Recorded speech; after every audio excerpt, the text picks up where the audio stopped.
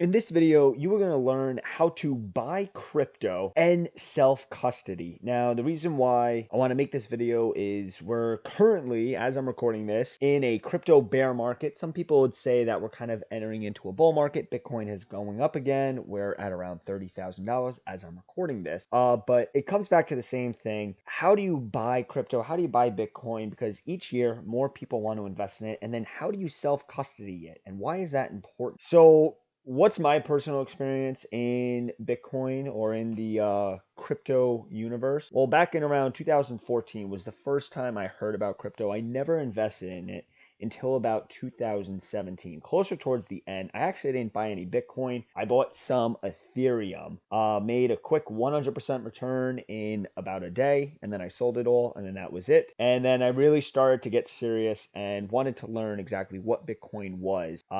In 2021, early 2021, and then late 2021, I pretty much became a Bitcoin maximalist. I only really believe in Bitcoin. I think the rest of the cryptocurrencies are all going to go to zero. But some people may, find some arbitrage opportunities. Doesn't mean that in the short term, some cryptos can go up. So that's going to lead us on to how do you buy Bitcoin? How do you buy crypto? And where do you store it? So there are crypto exchanges, and I'm sure you've heard from other people saying take your coins off the exchanges, or not your keys, not your coins. This is when you hold crypto on stuff like Coinbase, Gemini, or Cash App.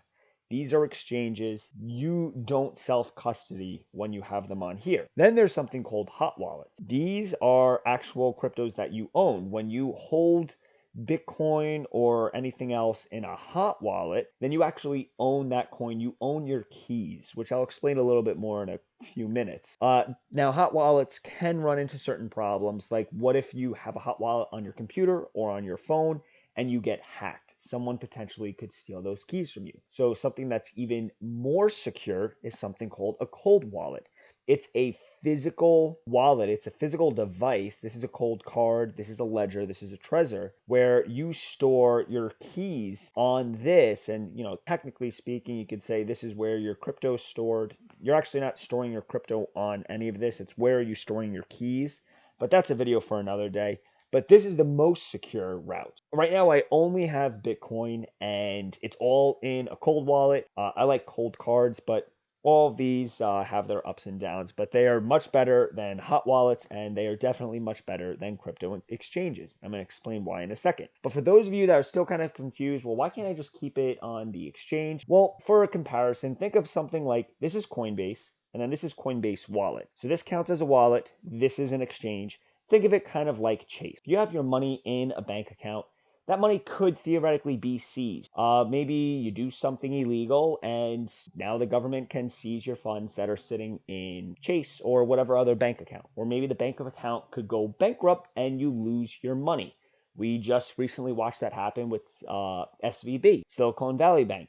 Went bankrupt and people, the government then stepped in, but banks have gone bankrupt in the past and people have lost their money, just like crypto exchanges have gone bankrupt in the past and people lost their money. A wallet, on the other hand, you now hold more responsibility because you need to make sure you don't lose that wallet, but you don't have to worry about someone stealing this or your wallet going bankrupt. That's not how it works. It's only going to go bankrupt if you yourself actually spend that money. So you have full control over that money. You have self-custody of that money. You're not trusting a third party, like if you were to have your money in Chase. So I hope that kind of clarifies it a little bit more. There are some exchanges, some cold wallets, and some hot wallets that are Bitcoin only. Cash App, Blue Wallet, and Cold Card are Bitcoin only. So if you want to invest in crypto that isn't Bitcoin, so all these altcoins, then you need to use other exchanges like the other ones that I had on the screen. But that's actually what we're going to do. We're going to buy some crypto, and then we're going to actually trade it for other crypto in a crypto wallet. So we probably all know about Coinbase. Coinbase has roughly 250 cryptos that you could buy and trade, but then Coinbase Wallet has over 5,000. So when you want to buy into those small projects that may go to the moon, the next alt cycle, then that's where you want to buy it. You want to have a wallet where you have access to these other coins that are pretty much in the seed rounds. Once it goes onto the exchange, you have all of the big whales that already jumped in on it. So you want to get in on the ground floor, then you want something like this. A good example, we probably all know about Dogecoin.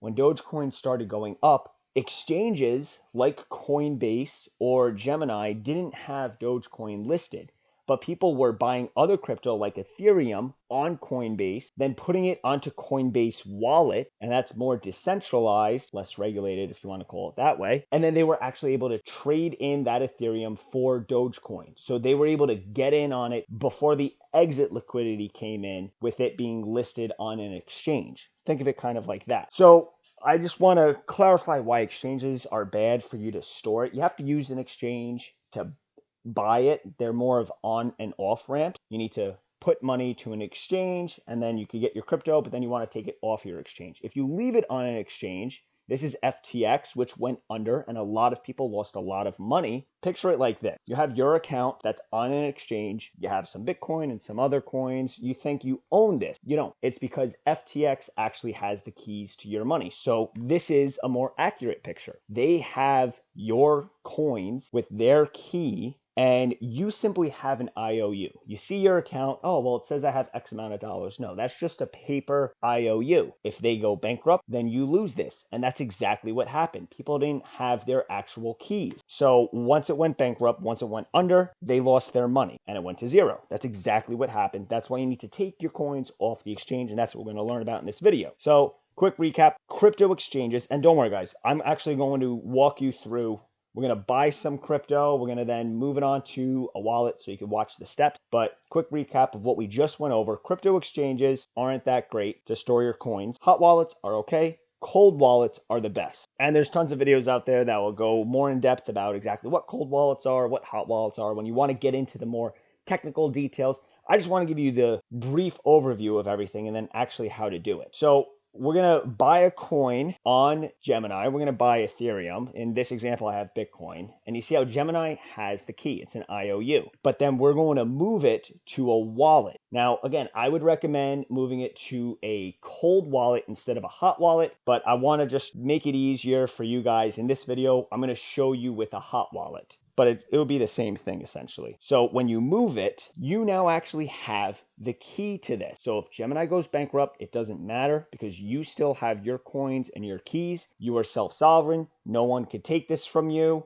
And you don't have to worry about any third-party risk. That's the beauty of it. So again, here's Cash App. You could buy Bitcoin and only Bitcoin on Cash App. Here's Gemini, which I already have $100 sitting in USDs. This is where we're actually going to buy the crypto. Here's Coinbase, which I'm sure we are all familiar with. For some reason, my account's verified. I did the KYC, and I'm not allowed to trade on Coinbase. I have no clue why. But I don't like Coinbase. I think Coinbase as an exchange is kind of garbage. They have terrible customer service. And yeah, for some reason, I'm not allowed to trade on it. I've tried to reach out to customer service. They are zero help. So I'm not going to use this because I can't. And then here's the wallet. So again, Coinbase, this is not its exchange. This is an actual wallet. It's a hot wallet. So don't get the two confused. The hot wallet has a little square in it. The Coinbase exchange is just more of a C. There's no square. So make sure you understand the difference between the two. And then there's MetaMask. That's another wallet. And then here's another hot wallet, Exodus. So you have your choices between wallets. So you can pick and choose from it. Do more research before you pick one.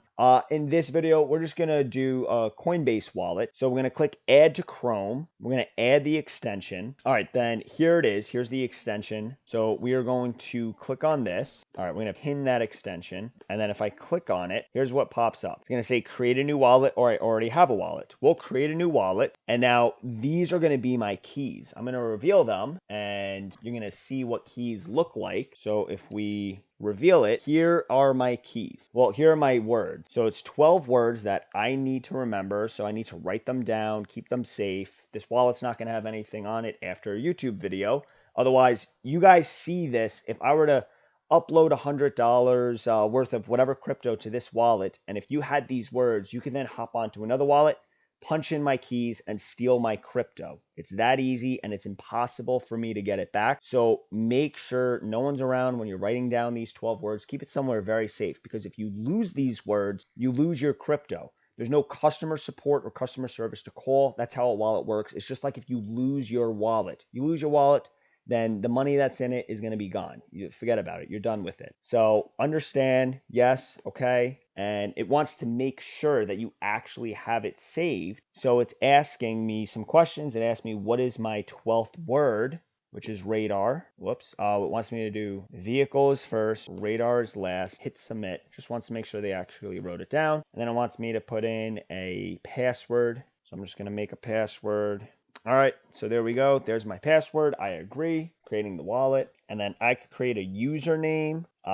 Sure, let's see what happened. We're learning here. We'll hit continue. Okay, I can make a username. So I'll make it thinkstock. That's available. Awesome. All right, so there we go. There's my username, thinkstocks.cv.id. We'll hit done. I don't want to do the profile details. This video is going to be long enough. All right, so this is my wallet. So now, how do we fund the wallet? Well, we need to buy crypto. So we're going to use Gemini. Again, I have $100. So pretty much use whatever exchange is going to be KYC. So you're going to have to put in your information. That's the way the exchanges work. You could use a DeFi exchange, but that's more involved. So right now I have $100. It usually takes however many days, 3 to 5 days to clear. Then after that, I could go and buy crypto and I could take it off the exchange. So we are going to do buy. Want to buy once $100, and we're going to want to buy Ethereum. And there's a reason why. I'll show you why, but it doesn't matter. It could be Ethereum, Bitcoin, whatever other coin you want to buy. We're going to hit review order. There's going to be a transaction fee, and the fees are pretty expensive. It's not like when you're buying stocks and it's free for most places. So we're going to hit confirm. It's placing my order. Okay, great. Now, if we go to view my portfolio, there we go. I have $96 worth of Ethereum. So you can see it right here. Well, I have a penny left in USD, and then there's $96 in Ethereum. Now I want to take this off the exchange. So what we're going to do is we're going to hit transfer or withdrawal. So we're going to do withdrawal. We're going to select a currency. So Ethereum, and it says right there I have 0.05 Ethereum. So we're going to hit continue, transfer to. This is when we go to our Coinbase wallet. So I'm going to click on the extension. I'm going to hit receive. And this is going to be the same whether it's this or you're using any other wallet or even a cold wallet. You're going to have a send and receive, and similar between exchanges. You could actually move money between exchanges. So I'm going to hit receive. We want Ethereum. So here's my Ethereum address. So we're going to copy that. So now that that's copied to clipboard, we're going to transfer to that. I'm going to hit continue, and then this warning sign is going to come up, but yes, I'm sending it to myself, so I'm okay with that. Now we need to enter the amount. Now, if you want to play it safe, maybe don't send the full amount, especially if it's a lot of money. Maybe you want to do a test run first. So instead of me sending everything, maybe I'll send half of it.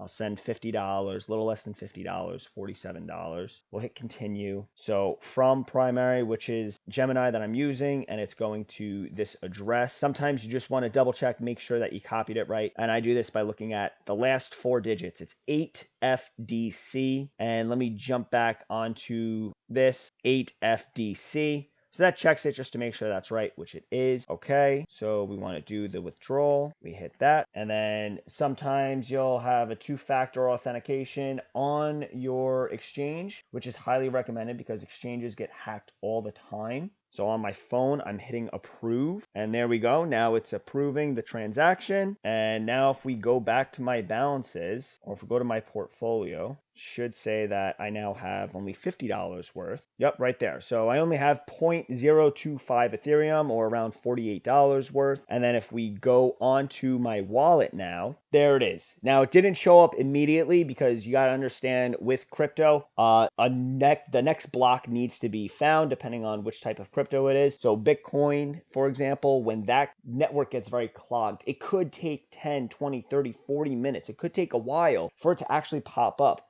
So don't freak out when you don't see it immediately. But typically, at least with my experience, all of these coins are pretty fast. Even Bitcoin, even Ethereum, they're all pretty fast to transfer in.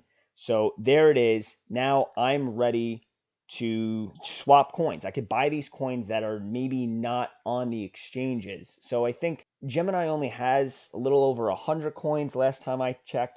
But now if we go to swap and we hit swap now, we could see, okay, from Ethereum, we want to then swap it for, and there's endless options. If you know any kind of weird small altcoin, so there's actually one that's not on any exchanges that I'm going to buy just to show you how the swap works. I can't remember what it's called. Here we go. This is an AI project. Pretty much they have a Telegram and a Discord where you can pretty much ask it whatever prompt, similar to Stable Diffusion and stuff like that, where you could create these AI images, but it's tokenized. So who knows? Maybe if there's an AI crypto run next year or within the next couple of years, this could increase a lot in value. So let's say I want to buy some of this. So to swap it, we're going from Ethereum to Imagine AI, and I have $47 available. It's in the dollar denominator, which makes it easy. Let's say I want to throw $10 into it. So it's already converting. $10 worth of Ethereum is 0.00528, and it's going to give me 454 Imagine AI coins. So we're going to hit find the best prices, and through the network, it's going to swap it for the best prices. Then it shows you that there is a network fee, and it is pretty hefty, $3.81. If I put in more money, the network fee will probably stay the same if I were to guess. So there's no Coinbase fee. That's the Coinbase wallet. But yeah, so the network fee right now is $3.81. Let's see. If we cancel it, let's say instead we want $20 worth. So that's 900. Find best prices. Let's see if, yeah, so you could see that it's diminishing where now the network fee, it's not as much, so to say, and I'm getting more bang for my buck that way. So keep that in mind. If you're just doing these very small transactions, the network fees may eat it up. But if you're moving $5, $10, $50,000 between Ethereum and other coins, or if you're just taking Bitcoin and throwing it into a hardware wallet or a cold wallet, you're going to pay a little network fee, but that's fine. And you can see these fees update. So let's see what happens after it hits zero. All right, now it's $4.42. So it, depending on supply and demand, it's going to adjust every so often. But we're going to hit swap. I'm going to hit done. And remember, you got to give it a couple of seconds. It wants me to rate it. It's very easy, but we're not going to rate it right now. So we're going to just wait here a couple of seconds until we see the transaction happen. And then we should have some more. We should then have some Imagine AI coins. And meanwhile, we're waiting. Here we go. You see this where it says swap is pending?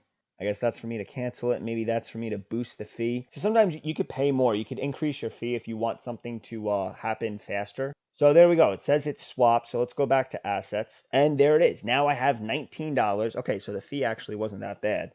The fee actually, I guess, went down while it was swapping. And I was able to get even more. So now I have 881 Imagine AI coins, and right now its price is 2 cents. Again, this is something that could easily jump up or it'll go to zero, but I really don't care because when it comes to these altcoins, I don't want to put a lot of money into it. When it's Bitcoin, I do like to invest a decent amount into that, but this is a really good introduction into exactly how to buy and trade crypto. Remember, you're going to buy it, you're going to have to buy it from an exchange like Gemini. You're going to have to put money onto Gemini, but then you want to take it off the exchange and put it onto a wallet. I don't personally recommend hot wallets, but if you want to buy something like Imagine AI and stuff like that, you may need a hot wallet. You could buy these altcoins on some cold wallets, like I know Ledger and Trezor has a bunch. But just for convenience wise for the video, this was the easiest. If you're seriously looking into investing in crypto, especially Bitcoin, I'll always be an advocate for that. I highly recommend getting a cold wallet. My favorite cold wallet is Cold Card.